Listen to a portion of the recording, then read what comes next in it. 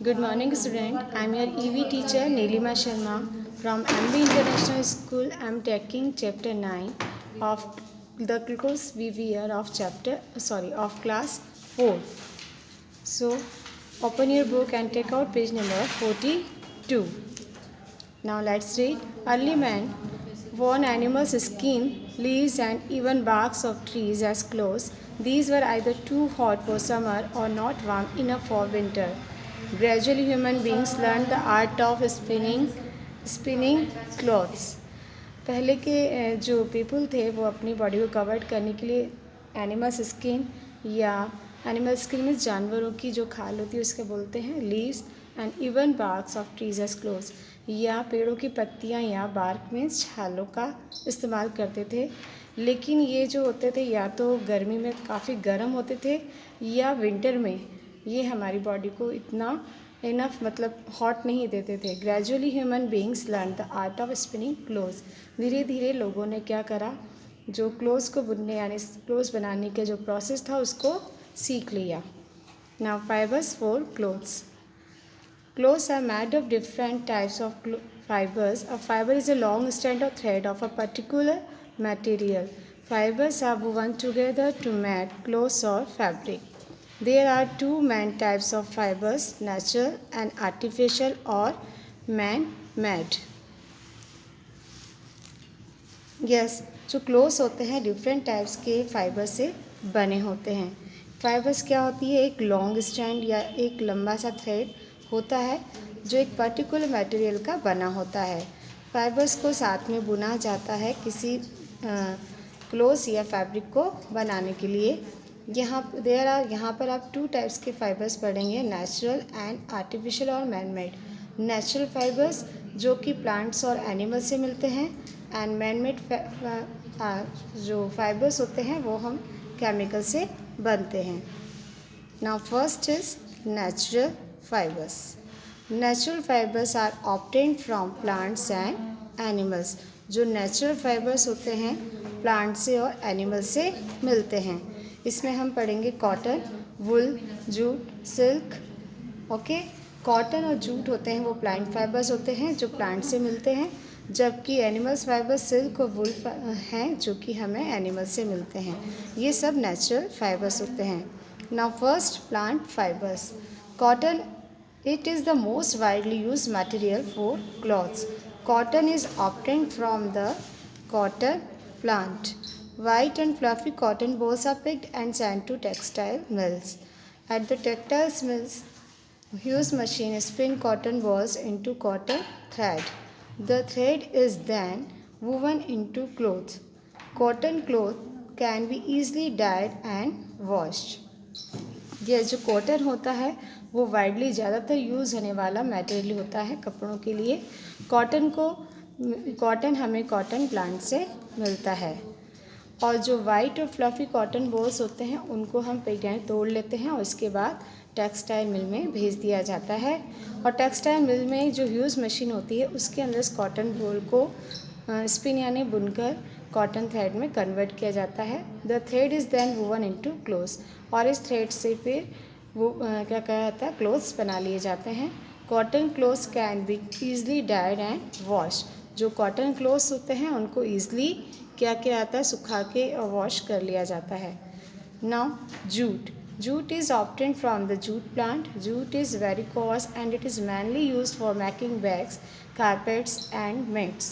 India is the largest producer of jute in the world. Underline this line. India is the largest producer of jute in the world. Yes, jute भी क्या है, natural fibre से जो कि jute plant से obtain किया जाता है यानी मिलता है।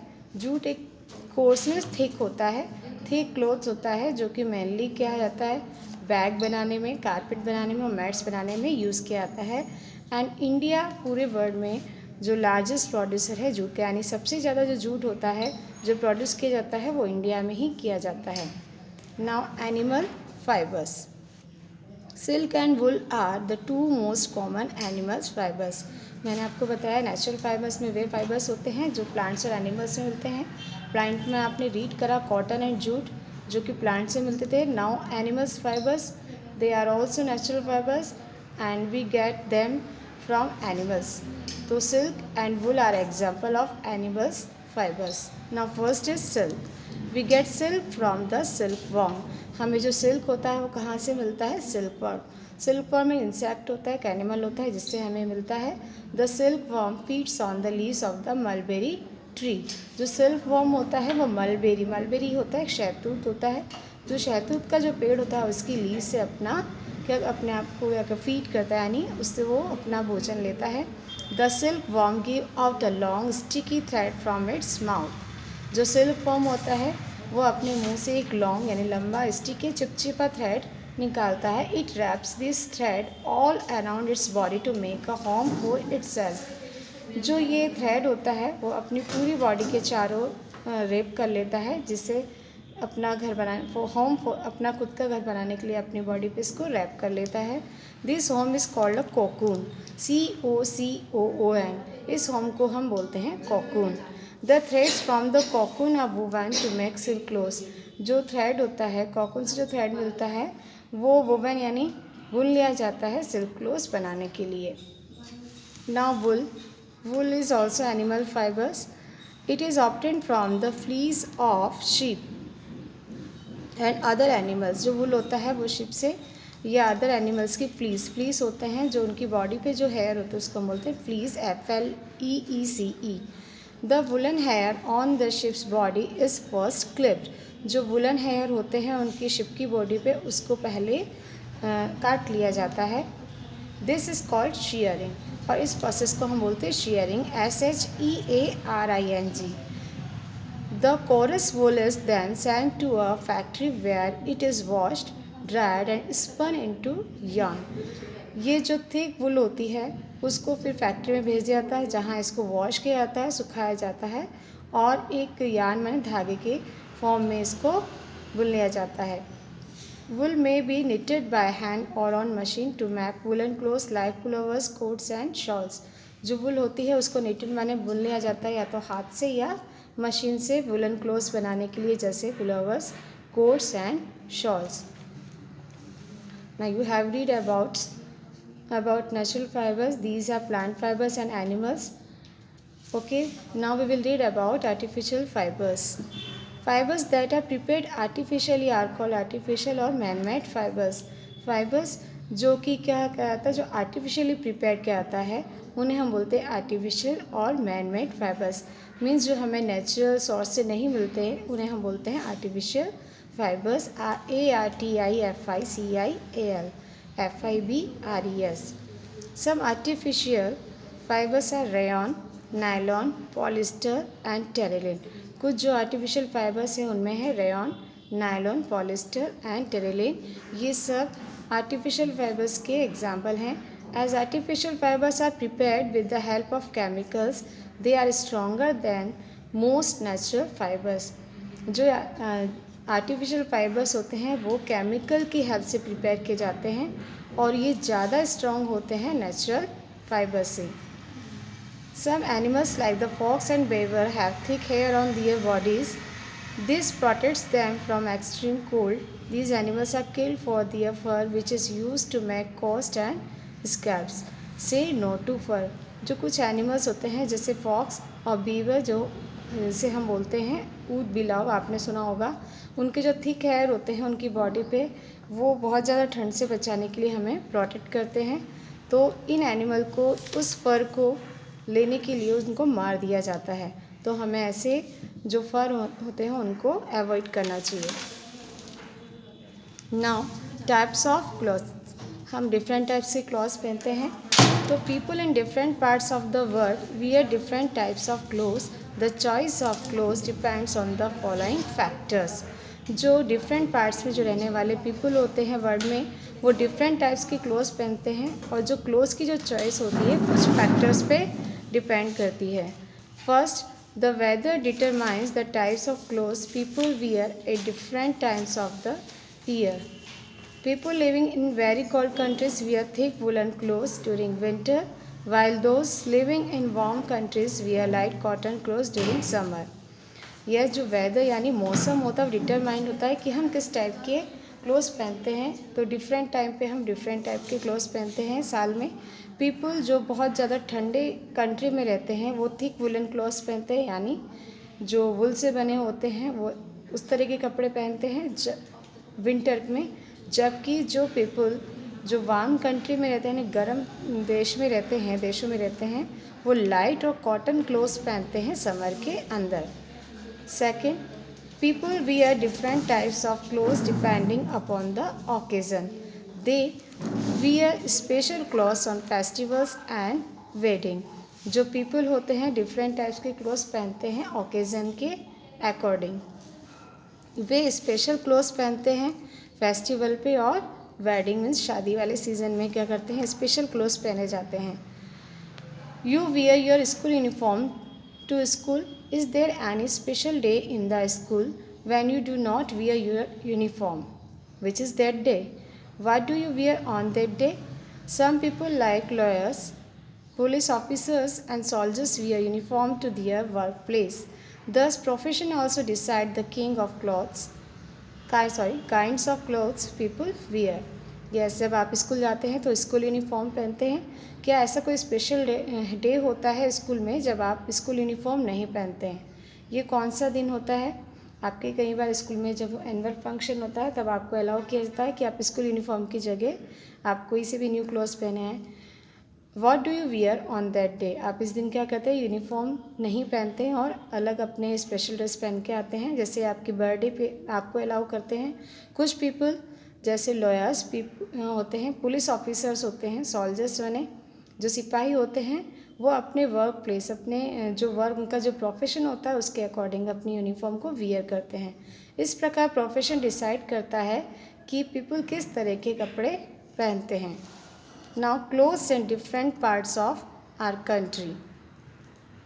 People in different parts of our country wear different clothes. This depends on the climate and culture of that place. Some dresses are common and popular throughout India. Sari, salwar kameez, trouser, shirt and skirt and worn all over India. Some dresses are worn by people of certain areas only. One can often recognize the area to which a person belongs from her or his dress. यह जो people होते हैं different parts में हमारी country के अंदर वो different type के क्लोथ्स पहनते हैं। ये डिपेंड करता है उस कंट्री या उस एरिया की क्लाइमेट पे और वहाँ के कल्चर पे। कुछ ड्रेसेस होती हैं जो कॉमन है और पॉपुलर है हमारे इंडिया में, जो हम पूरे साल भर पहनते हैं, जैसे sari, salwar kameez, trouser, shirt and skirt, जो पूरे इंडिया में ही पहनी जाती हैं। कुछ ड्रेसेस होती हैं जो कि कुछ स्पेशल एरिया में या कुछ ही जगह पे पहनी जाती हैं। हम किसी पर्सन की ड्रेस को देखकर क्या कर सकते हैं, हम उसकी रिकॉग्नाइज कर सकते हैं उस एरिया को, या one can often recognise the area to which a person belongs from her or his dress. हम किसी एरिया को रिकॉग्नाइज करते हैं हम किसी की ड्रेस को देख के कि वो किस एरिया से बिलोंग करता है। Traditional dresses of India. Indian traditional dress are generally colorful and heavily embroidered. जो इंडियन जो ट्रेडिशनल ड्रेस होती है यानी जो पारंपरिक ड्रेस होती है वो जनरली कलरफुल होती है और उस पर हैवी एम्ब्रॉयड यानी कढ़ाई होती है। Traditional dresses of women in Kashmir embroidered pherans and shawls are very popular. जो कश्मीर है वहाँ पर एम्ब्रॉयडरी होती है, वहाँ के जो शॉल्स होते हैं बहुत पॉपुलर होते हैं। इन Punjab women wear salwar kameez with dupatta. The clothes have a special kind of embroidery called the Phulkari on them. Punjab के अंदर जो वुमेन होती हैं वो सलवार कमीज पहनती हैं दुपट्टे के साथ, और ये जो क्लोथ्स होते हैं उन पर एक हैवी स्पेशली एम्ब्रॉयडरी होती है जिससे हम बोलते हैं phulkari. Women wear ghagra kurta with odhni in Haryana. Women घाघरा कुर्ता और ओढ़नी पहनती हैं कहाँ, हरियाणा के अंदर। Ghagra kachli is popular in Rajasthan. जो घाघरा काचली होती है वो कहाँ की ट्रेडिशनल ड्रेस है, राजस्थान की।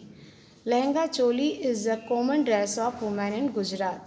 गुजरात के अंदर जो वुमेन है वो मोस्टली पहनती है लहंगा चोली, वहाँ की जो कॉमन ड्रेस है वो है lehenga choli. Women wear mundu blouse in Kerala.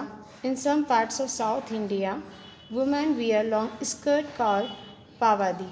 यह जो वुमेन होती हैं वो केरला के अंदर की जो वुमेन होती हैं वो क्या होती है, एक ब्लाउज पहनती हैं जिसको बोलते हैं मॉन्ड्यू blouse.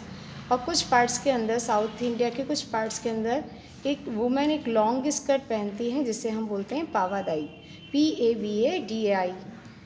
Long skirts called bakhu are quite popular Sikkim. Sikkim में भी एक लॉन्ग स्कर्ट पहनी जाती है बट वहाँ पर उसको कहा जाता है Baku, BAKU, Baku. Now traditional dresses of man. Lungi is very popular in Punjab. Punjab में जो मैन की जो ड्रेस है वो है लुंगी, जो वहाँ पर पॉपुलर है। In Rajasthan men wear churidar kurta with an achkan और अंगरखा। They also wear colourful turbans. जो राजस्थान है, राजस्थान में लोग जो मैन हैं वो चूड़ीदार कुर्ता पहनते हैं एक अचकन और अंगरखा के साथ। इसके अलावा दे ऑल्सो वियर कलरफुल टर्बन। वो टर्बन मीन्स होती है पगड़ी, इसके अलावा कलरफुल पगड़ी भी वो पहनते हैं। In Gujarat churidar kurta with jacket is a popular men's wear. Men also wear colourful turbans. जो गुजरात है वहाँ पर चूड़ीदार कुर्ता जैकेट के साथ पहना जाता है, वहाँ की ये men's wear, popular men's wear है। मैन वहाँ के लोग जो मैन हैं वो वहाँ पर कलरफुल टर्बन यानी पगड़ी भी पहनते हैं। In Tamil Nadu men wear a types of lungi called veshti and in Kerala the lungi is called मोंडू।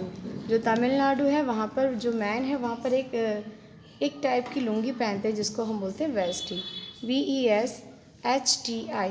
और जो केरला है, जहाँ केरला में जो लुंगी पहनी जाती है उसको बोलते हैं हम मोंडू, MUNDU। In eastern parts of India man generally wear dhoti with shirt of kurta. जो इंडिया का जो ईस्टर्न पार्ट है वहाँ पर जो मैन है वो जनरली धोती पहनते हैं शर्ट के साथ या कुर्ते के साथ।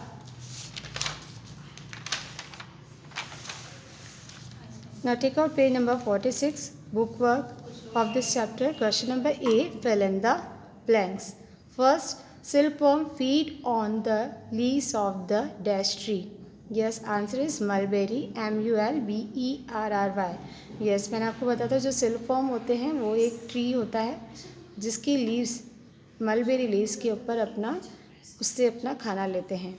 Second, the process of separating wool from the sheeps skin is called shearing. जो प्रोसेस होता है जिससे शिप की बॉडी से स्किन से जो वूल अलग की जाती है उसको हम बोलते हैं shearing, SHEARING। Third, terylene is an dash fibre. Terylene किस टाइप का फाइबर है? Artificial, ARTIFICIAL। Fourth, police officers wear dash to work. जो पुलिस ऑफिसर्स होते हैं वो अपने वर्क में यूनिफॉर्म पहन के जानते हैं, तो answer is uniform, UNIFORM। Fifth, women in dash wear long skirts called Baku. जो सिक्किम की जो वुमेन होती हैं वो एक लॉन्ग स्कर्ट पहनती है, इसको हम बोलते हैं बाकू, तो आंसर आएगा Sikkim, SIKKIM। Now your chapter is completed. PDF will be sent along this chapter. Okay, have a nice day.